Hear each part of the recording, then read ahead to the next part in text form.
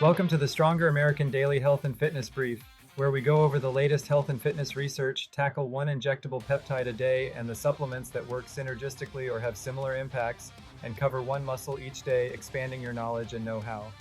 Here's what you need to know today. Let's start with what the research is telling us right now. A 2025 randomized controlled trial found that 12 weeks of resistance training improved sleep quality, reduced anxiety and depression, boosted cognitive performance, and increased physical function in older women regardless of whether they started with good or poor sleep. Separate research shows that muscle strengthening exercise may also lower the risk of breast cancer recurrence and death in survivors. And a major 2025 review in gastroenterology found that high-intensity prolonged exercise can damage the gut lining and cause systemic inflammation, while moderate training actually protects gut barrier integrity and microbiome diversity.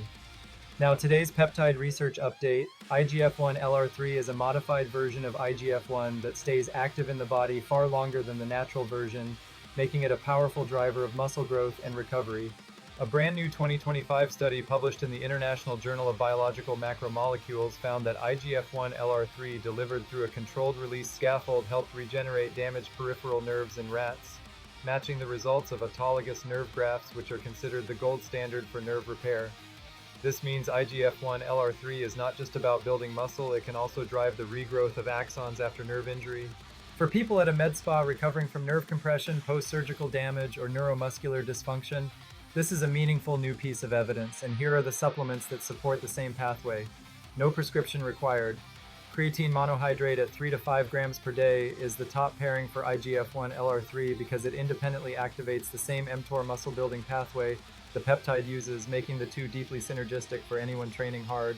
Leucine at 5 grams per meal is also critical because IGF-1 LR3 opens the anabolic door, but leucine is the key that starts the engine, and without hitting the leucine threshold at each meal, the full growth signal cannot express itself.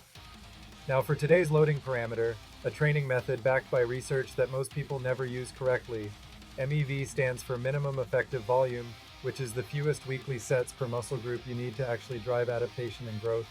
MRV stands for maximum recoverable volume, which is the most sets you can do before your body stops recovering and performance starts to slide. The sweet spot between those two numbers is where real hypertrophy happens. A simple way to use this in practice is to start a training block at your MEV and add 2 sets per muscle each week until your reps start dropping or your recovery feels off despite good sleep and nutrition, because that is your signal that you have crossed your MRV and it is time to back off and deload.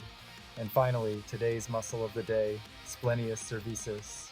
The splenius cervicis is a deep posterior neck muscle that runs from your mid-back vertebrae up to the top of your cervical spine, and it controls how your head extends, rotates, and tilts.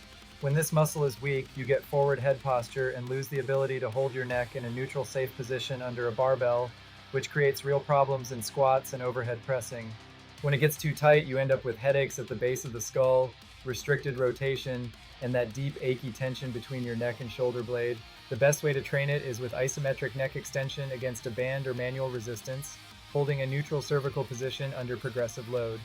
Share and subscribe for more daily health and fitness briefs. Visit StrongerAmerican.com for more and sign up for our weekly newsletter, Train Hard, Live Strong.